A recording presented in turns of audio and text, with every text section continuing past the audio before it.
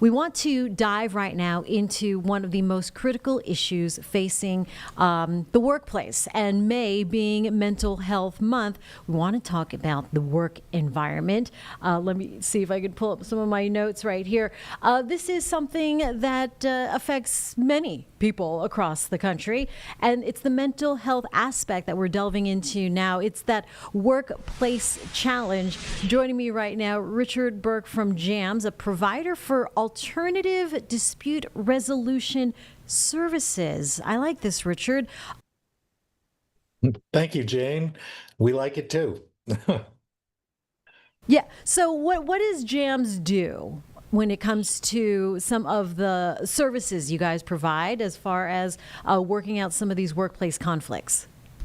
Well, JAMS is the largest private dispute resolution service provider in the world. You've probably read about a lot of the work that we do if you just look at the front page of the paper or the business section of the paper. But we also have a Pathways initiative where we're trying to get involved in disputes that should never reach litigation, should never make the papers.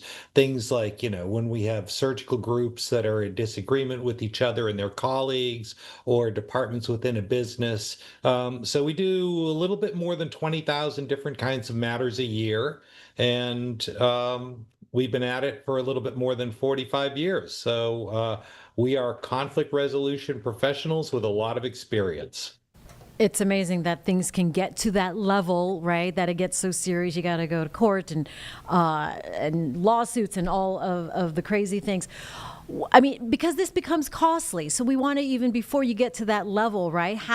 Where do you start if you have that kind of morale, or is it something else a little bit more concrete that you can't put your finger on when it comes to organization? Well, one of the things that we see is that a lot of times people get promoted from what we'll call the line up to management, and they don't get retraining on how to handle people. So, for example, I was a law professor for a lot of years. People write a lot of good law review articles. They become a dean, and all of a sudden they're managing their peers. Or you're an excellent surgeon, you get promoted to be the head of the department. Again, with no managerial experience, just, and we know from watching basketball that not every great player makes a great coach.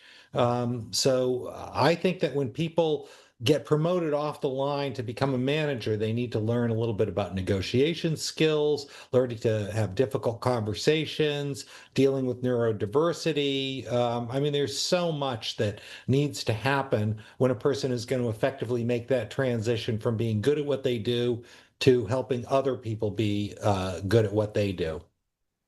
Yeah, I think that's a good point, something that we can relate to. Not everyone makes a good manager. So, what are some of the early warning signs then in any business that one may not be suited to be a manager, but is a good worker? Well, so some things you can see in public meetings, right? If they're bad tempered in public, in private, if they gossip about people, not talking about tasks or performance, but personal characteristics, when they take credit for projects when credit should be shared, when they keep information to themselves, even when working on a team, and when they name problems or flaws in a project without suggesting solutions, I think you may be dealing with a person who might have some issues managing others. Now, I want to make a note because it is Mental Health Awareness Month, and this is important all year, not just this month. Some characteristics that are associated with neurodiversity may be difficult to deal with, but these aren't difficult people. They just represent certain kind of challenges, and those might be folks on the autism spectrum, folks with ADD or ADHD. They may be super talented, but they also might be challenging in certain circumstances if you don't understand and can't work with those characteristics. Yeah, good point. Good point there, Richard. As far as I mentioned lawsuits and things getting to a certain level, but even companies that don't get sued suffer consequences when there is a difficult workplace. Explain that. Absolutely. Um, so when you have bad morale around the workplace, and that can stem from a wide variety of reasons, people are unique and organizations are unique, and the problems they experience are also unique. what starts to happen? Well, people start to check out, that implicates morale, it implicates productivity, it has negative effects on recruitment, on retention, and on the overall willingness of people to take that little extra effort that makes a workplace go from good to great. So it really behooves management to make sure that the workplace is a thriving, healthy, psychologically safe environment where people feel like they can bring their best selves to work, they feel like they can belong, and they feel like they can contribute in ways, new ideas and critiques without fear of retribution. And that's a tricky task for, especially for an inexperienced manager, and even for experienced managers. If you take your eye off the ball, all kinds of bad things can happen. What does good communication look like? Good communication, boy. Good communication. I'm going to say first is safe communication. And what I mean by that is not that, you get to say everything no matter how aberrant. You don't get to tell, off-color jokes at work without consequences. But good communication means that you can communicate about the task, about the work at hand, without fear that you're going to be misinterpreted. The sense that everybody feels like they're on the same team, pulling together in the same direction is an important characteristic to a healthy workplace. Uh, you can see good communication when people are saying, and this comes from the world of improv comedy. We talk about yes and rather than yes but. Sometimes when you're talking and you say XYZ, but people feel like everything before the but is, irrelevant. It's almost like saying, don't take this personal, but, and then someone's going to say a very personal thing.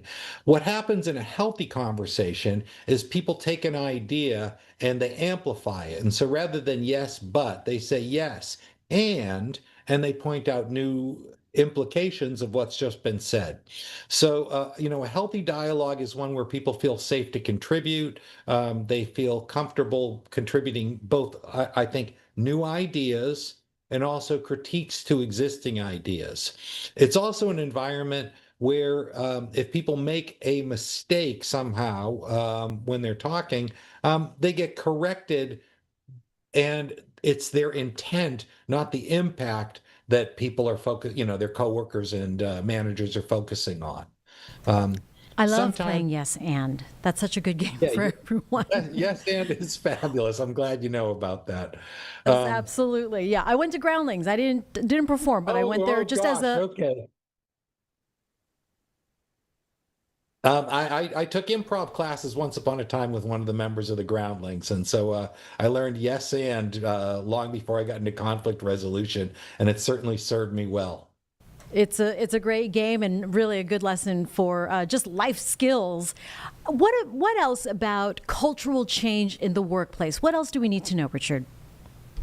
Well, gosh, there's so much that's gone on, and I'm going to hold up, one of the biggest culprits. This guy right here is representative of the fact that people communicate more virtually than face to face than ever before in a workplace. Here we are having a meeting on Zoom. We all know in 2020, this event happened, and a lot of us learned to accelerate our work from home efforts.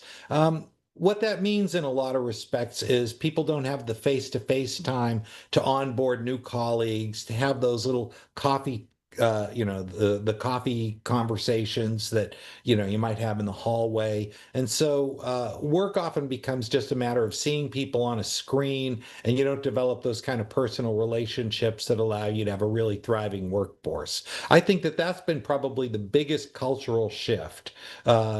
Is the advent of remote work and the increased use of technology. I find, as a former professor and somebody who's been working in conflict resolution for about 40 years, that it's possible to have really terrific dynamic conversations and meetings on Zoom, but need to be built on a base of some live communication as well.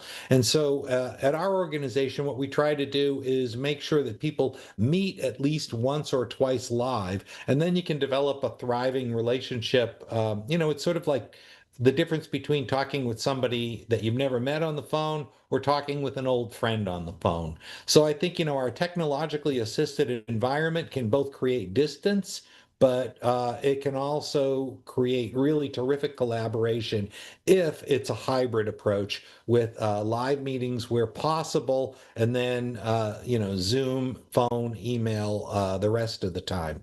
Otherwise, you have these kind of very distant, very work-like relationships, and you see each other just merely as functional, not as whole people. And that's a problem, I think, that can lead to problematic morale in the workplace for sure.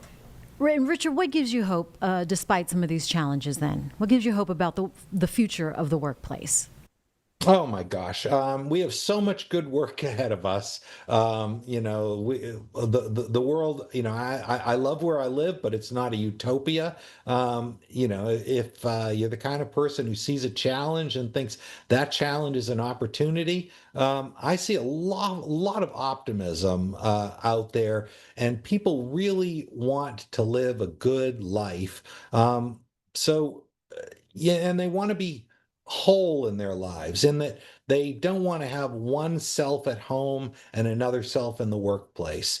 I think that those desires to feel like you belong, to feel like you can bring your whole self to work into the world, and the fact that most people want to help others solve problems gives me a lot of hope. I work with 450 mediators and arbitrators and dispute resolvers, and then another 300 and some staff that help support the organization. And to a person, every one of them every day brings their best self to work and looks to say, is there some place where we can be helpful? Is there a way that we can, make the world a little bit easier for our colleagues, for our fellow citizens in the country, and the rest of the humans on the planet? We certainly have a lot of difficult issues to navigate. And what I notice every day is not that one traffic accident, but the thousands of people that collaborate very effectively in traffic to avoid more accidents.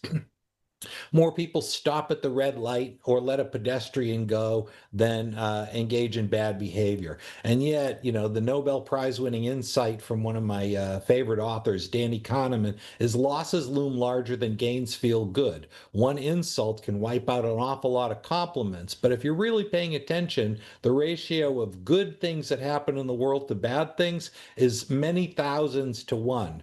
But it's human nature to focus on the one bad one. We have to just keep reminding ourselves and keep perspective that for the most part, the people that surround us are good people just like us trying to get good things done. I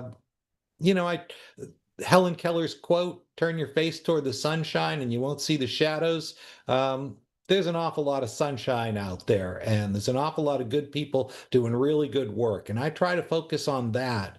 And we take care of the problems when they arise. And we're real thankful to just have professionals like the folks that I work with who are there to help when help is needed.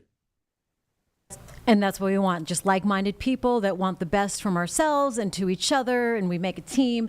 Where can people learn more if they need your services for conflict resolution, Richard? Go to jamspathways.com. That's JAMSPATHWAYS.com. And, JAMS once upon a time stood for Judicial Arbitration Mediation Services. Now it's just JAMS. And Pathways is your way to, turn the corner on conflict and help your organization go from one that is, wherever it's at, to someplace a little bit better. And we want to help you thrive. Our mission is to help you achieve your mission. Yes, and Richard, thank you very much for very insightful information.